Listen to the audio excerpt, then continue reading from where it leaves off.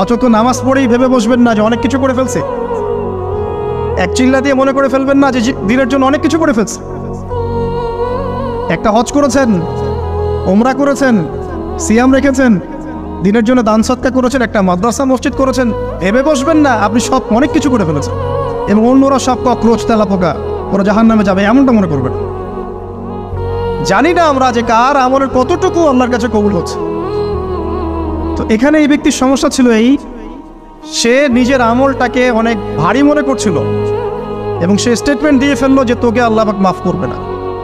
এই একটা কথা মন থেকে বলার কারণে তার ইহকাল পরকাল দুটা বরবাদ হয়ে গেল, সে জাহান্নামে চলে গেল।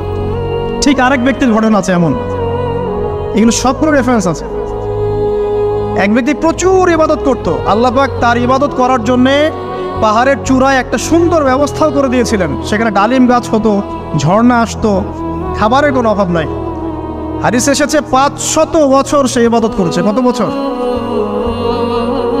কিয়ামতের মাঠে এই ব্যক্তির অবস্থা এমন হবে, তাকে জান্নাতে প্রবেশ করানোর জন্য নিয়ে যেতে বলা হবে যাও আমার রহমতে জান্নাতে চলে যাও। আল্লাহ পাক তাকে এই কথাটা বলবেন, কিন্তু এই ব্যক্তি বলবে আমার আমলের কারণে